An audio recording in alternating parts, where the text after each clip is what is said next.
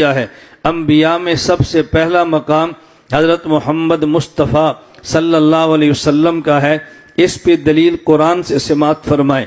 قرآن کریم میں ہے وَإِذْ أَخَذَ اللَّهُ مِيثَاقَ النَّبِيِّينَ لَمَا آتَيْتُكُم مِّن كِتَابٍ وَحِكْمَةٍ ثُمَّ جَاءَكُمْ رَسُولٌ مُصَدِّقٌ لِّمَا مَعَكُمْ لَتُؤْمِنُنَّ بِهِ۔ اللہ نے عالم ارواح میں انبیاء علیہ السلام سے وعدہ کیا، وعدہ یہ لیا کہ تم پہلے ہوگے، تمہارے بعد آخری پیغمبر آئے گا اور تمہارے ذمے کام ہے۔ نمبر 1 لَتُؤْمِنُنَّ بِهِ، تم سب نے اس نبی پر ایمان لانا ہے، اس کا کلمہ تم نے پڑھنا ہے۔ نمبر 2 لَتَنْصُرُنَّ، تم نے اس پیغمبر کی مدد کرنی ہے۔ یہ سارے انبیاء نے خدا سے وعدہ کیا ہے۔ حضرت آدم سے عیسیٰ علیہ السلام کے ذمے ہمارے نبی کا کلمہ ہے۔ اب 2 قسم کے لوگ ہوگے، نمبر 1 جو کلمہ پڑھتا ہے، نمبر 2 جس کا کلمہ پڑھا جاتا ہے۔ میرے لفظوں پہ غور کرنا، نمبر 1 جو ایمان لاتا ہے، نمبر 2 جس پہ ایمان لاتا ہے۔ 2 قسم کے لوگ ہیں، ایک کلمہ پڑھنے والا، ایک جس کا کلمہ پڑھا جائے، ایک ایمان لانے والا اور ایک جس پہ ایمان لایا جائے۔ دونوں میں فرق یہ ہے کہ جس پہ ایمان لاتے ہیں اس کا ایمان اصل ہوتا ہے اور جو ایمان لاتا ہے اس کا ایمان نسل ہوتا ہے۔ ہمارے پیغمبر نے ایمان کا اعلان کیا، ہمارے نبی کا ایمان اصل ہے، میرا اور آپ کا ایمان نسل ہے۔ اس کی وجہ یہ ہے ہمارا ایمان ان کے ایمان کی وجہ سے ہے۔ اگر وہ اعلان توحید نہ کرتے ہم کلمہ کیسے پڑھتے؟ اعلان نبوت نہ ہوتا ہم ایمان خدا کی ذات پہ کیسے لاتے؟ کتاب اللہ پہ ایمان کیسے لاتے؟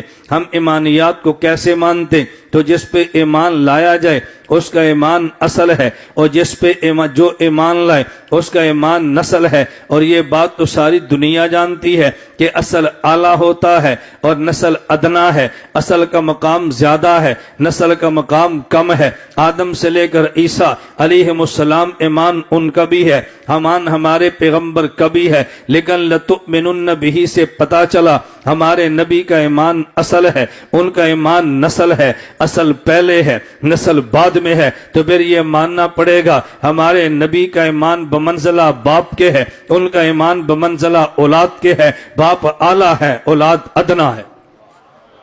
اور میں اس پہ مزید بات عرض کرنا چاہوں گا، یہ تو آپ نے سنا ہے اور قرآن کریم میں پڑھا ہے، النبی اولیٰ بالمؤمنین من انفسہم وازواجہ امہاتہم، پیغمبر کی بیوی یہ مومن کی ماں ہے۔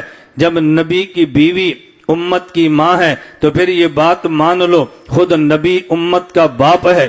اگر نبی کی بیوی امت کی ماں ہے، خود نبی امت کا باپ ہے۔ اب یہ امت کی ماں کیسے؟ یہ جسمانی ماں نہیں ہے، یہ روحانی ماں ہے، تو پھر نبی امت کا جسمانی باپ نہیں، یہ روحانی باپ ہے۔ تو روحانی باپ بنتا کیسے ہے؟ ایمان کے رشتے کی وجہ سے۔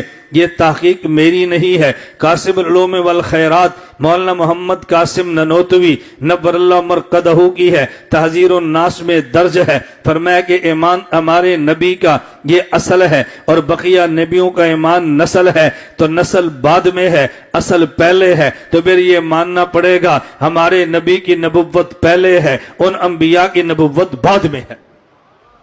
ہمارے نبی کی نبوت پہلے ہے، ان کی نبوت بعد میں ہے۔ آپ کو کہ ہم نے تو سنا ہے حضرت آدم کی نبوت پہلے ہے، حضور کی نبوت بعد میں ہے۔ میں نے کہا آپ نے یہ سنا ہے تو یہ بھی تو سنا ہے ہمارے نبی اول بھی ہیں، ہمارے نبی آخر بھی ہیں، ان کی نبوت اول بھی ہے، ان کی نبوت آخر بھی ہے۔ یہ کیسے ہے؟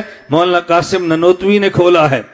مولانا قاسم ننوتوی فرماتے ہیں اس کو آپ یوں سمجھیں کہ جیسے آپ کاغذ پہ ایک دائرہ بنائیں، آپ پرکار کو لیتے ہیں، پرکار کا ایک کونا آپ کاغذ پہ رکھ دیتے ہیں اور پرکار کے دوسرے کونے سے آپ گول خط کھینچتے ہیں، اس گول خط کا نام دائرہ ہے، اور جہاں پہ پرکار رکھی ہے نیچے نقطہ بنا ہے، اس نقطے کا نام مرکز دائرہ ہے۔ ایک دائرہ، ایک مرکز دائرہ، یہ گول خط کا نام دائرہ، اور جہاں نقطہ بنا یہ نقطہ مرکز دائرہ ہے۔ یہ دائرہ بن بھی رہا ہے، نظر آ بھی رہا ہے، مرکز دائرہ نقطہ بن چکا ہے لیکن نظر آتا نہیں ہے۔ جب پرکار اٹھا لے تو پھر نظر آتا ہے یہ نقطہ جو مرکز دائرہ ہے یہ بنتا تو پہلے ہے لیکن نظر بعد میں آتا ہے، تو دائرے کا وجود بعد میں ہے، ظہور پہلے ہے۔ مرکز دائرہ کا وجود پہلے ہے، ظہور بعد میں ہے۔ ہمارے محمد نبی اول ہیں، وجود نبوت میں نبی آخر ہیں، ظہور نبوت میں آدم سے لے کر عیسیٰ، یہ دائرہ نبوت ہے۔ میرا محمد یہ مرکز دائرہ نبوت ہے، مرکز بنتا پہلے ہے، نظر بعد میں آتا ہے۔ ہمارے حضور کو نبوت ملی پہلے ہے اور ظہور بعد میں ہے۔ تو میں یہ بتا رہا تھا ان شخصیات میں ہمارے نبی سب سے اعلیٰ ہیں۔ لَتُؤْمِنُنَّ بِهِ کہ تمہارے ذمے ہے، تم نے میرے محمد پہ ایمان لانا ہے صلی اللہ علیہ وسلم۔